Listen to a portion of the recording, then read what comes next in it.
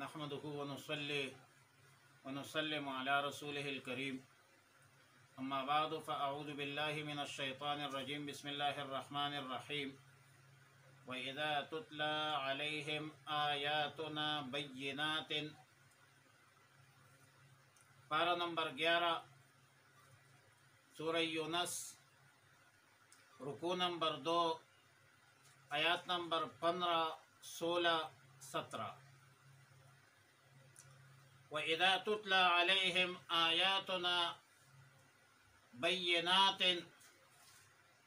اور جب ان پر ہماری واضح آیات کی تلاوت جاتی ہے، قَالَ الَّذِينَ لَا يَرْجُونَ لِقَاءَنَا، تو کہتے ہیں وہ لوگ جو ہماری ملاقات کی امید نہیں رکھتے،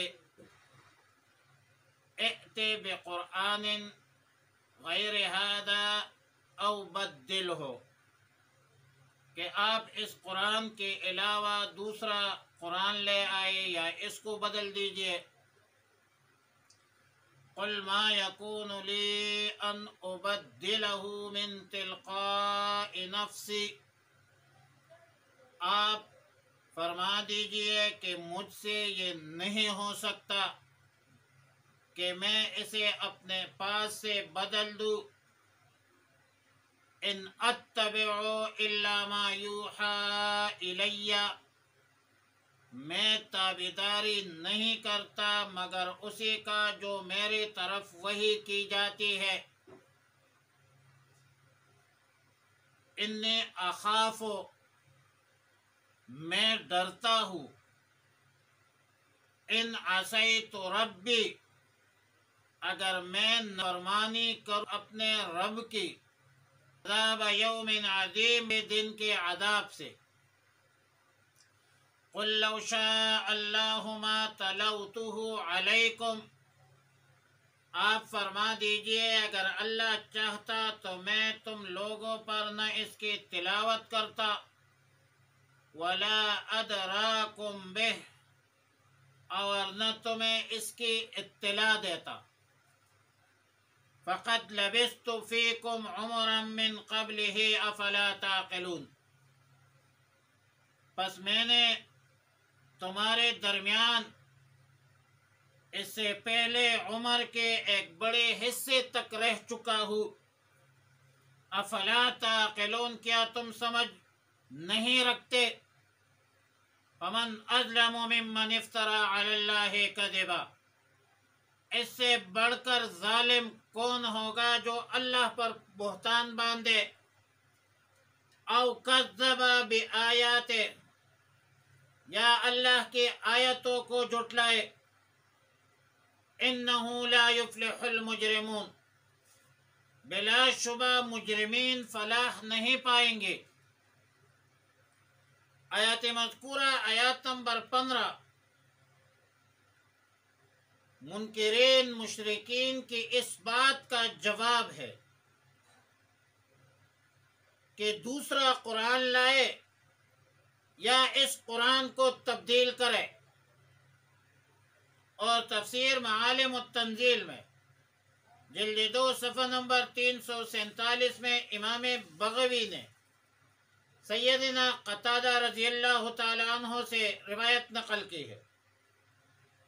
کہ وَإِذَا تُتْلَى عَلَيْهِمْ آیاتنا سے مراد مشرکین مکہ ہے۔ اہل مکہ میں 5 آدمیوں نے رسول اللہ صلی اللہ علیہ وسلم سے کہا تھا کہ اگر آپ چاہتے ہیں کہ ہم آپ پر ایمان لے آئے تو آپ اسے قرآن کے علاوہ کوئی دوسرا قرآن لے آئے جس میں لات عزا منات کی عبادت کرنے کا حکم نہ ہو، اس میں نام کی مذمت نہ ہو، اور اگر ایسی آیاتیں نازل نہ ہوں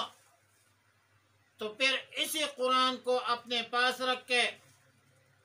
اور جن 5 آدمیوں نے مذکورہ مطالبہ کیا تھا اور جنہوں نے عذاب کی آیتوں کی جگہ یہ رحمت کی آیاتوں کی جگہ عذاب کی آیتیں جو ہے یعنی اس کو چینج کر کے عذاب کی جگہ رحمت کی آیات نازل ہو اور اس میں یہ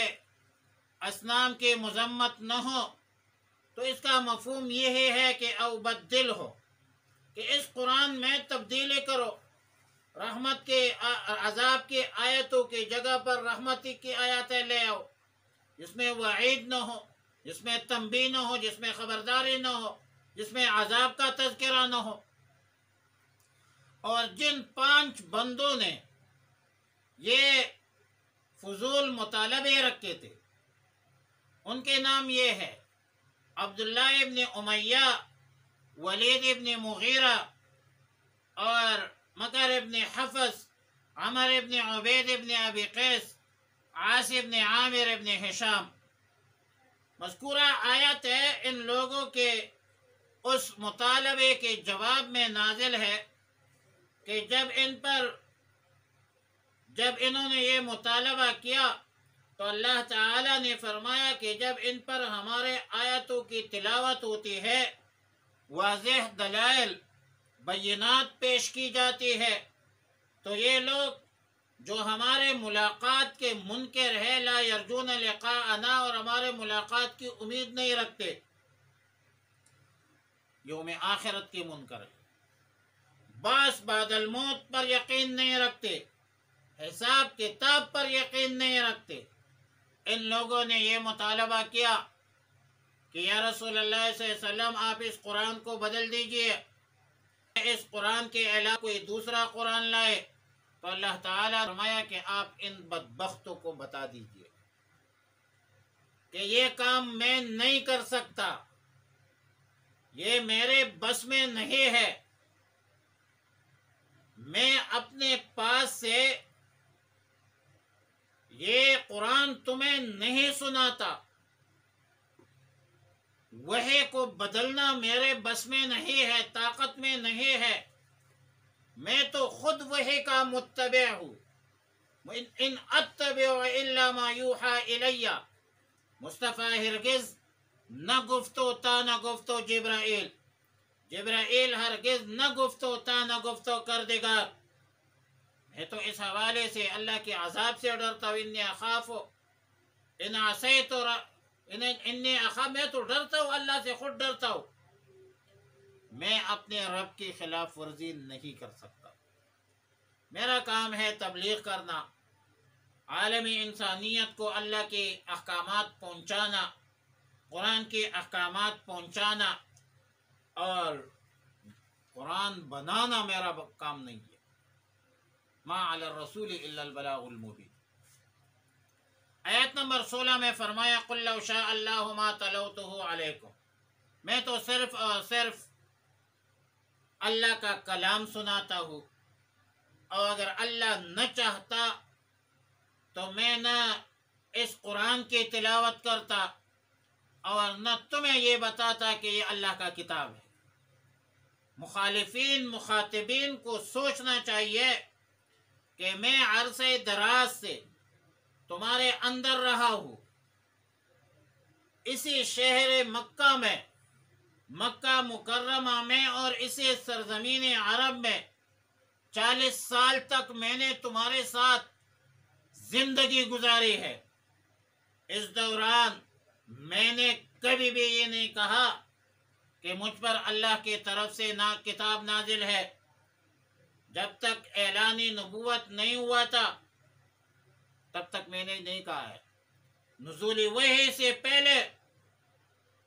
اعلان نبوت سے قبل تم مجھے صادق کہتے تھے، امی کہتے تھے،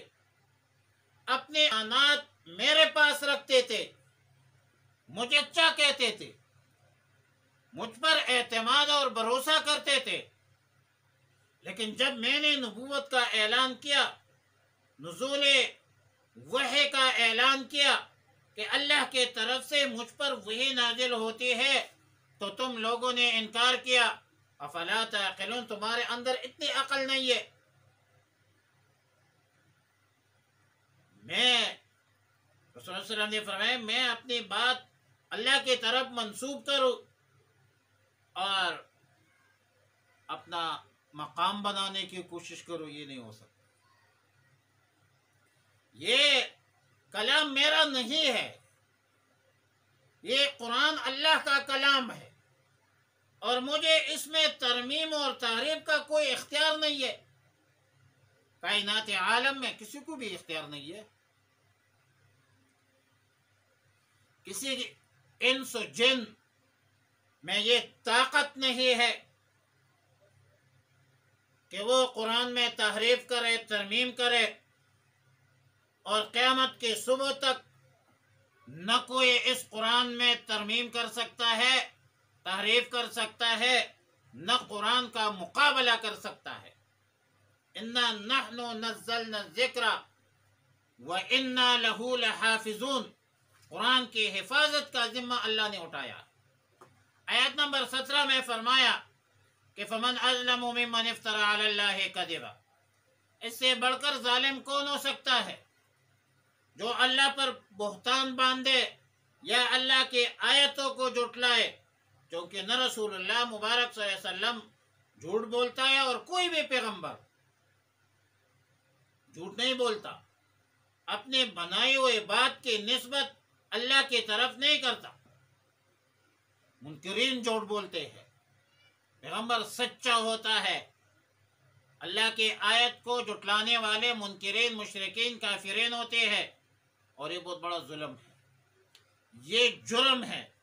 اور ظالمین، مجرمین کبھی بھی فلاح نہیں پائیں گے۔ انہو لا یفلح المجرمون۔ مذکورہ آیات اگرچہ خطاب ہے رسول اللہ مبارک صلی اللہ علیہ وسلم کو، لیکن تعلیم ہے اس میں امت کی کہ اللہ کی کتاب میں ترمیم، تحریف، تقابل تو انسان کے بس میں ظاہر ہے کہ نہیں ہے۔ 1400 سال پہلے جو قرآن تھا وہی قرآن آج بھی محفوظ ہے اور قیامت تک محفوظ رہے گی، لیکن مجموعی طور پر اللہ کے احکامات پر چشم پوشی کرنا اور شریعت مطہرہ قرآن و سنت کے احکامات میں تغیر کرنا، تبدل کرنا، یہ بھی بہت بڑا جرم ہے۔ ورنہ رسول اللہ مبارک صلی اللہ علیہ وسلم کے حیات طیبہ کے اخلاق عالیہ، افعال جمیلہ، اعمال صالحہ اعلیٰ درجے پر تھے، بلکہ اللہ نے بئی الفاظ چیلنج دیا کہ فقط لبثت فیکم عمرا من قبلہ، مجھے تم دیکھ چکے ہو اور ہر طرح پرکھ چکے ہو تمہیں مجھے، اور ہمیشہ تم نے مجھے صادق اور امین کہا ہے۔ اب جب اللہ کا پیغام لے کر آیا ہوں تو تم دور بھاگتے ہو، لہذا اس سے بڑا ظالم کوئی نہیں ہے کہ جو اللہ کی آیتوں کو جھٹلائے اور یا رسول اللہ مبارک صلی اللہ علیہ وسلم کو جھٹلائے، استہزاء کرے یا جھٹلائے، یہ بہت بڑا جرم ہے، بہت بڑا ظلم ہے، اور اس ظلم اور جرم کی سزا دنیا میں بھی ملے گی اور آخرت میں بھی ملے گی۔ وآخر دعوانا الحمدللہ رب العالمین۔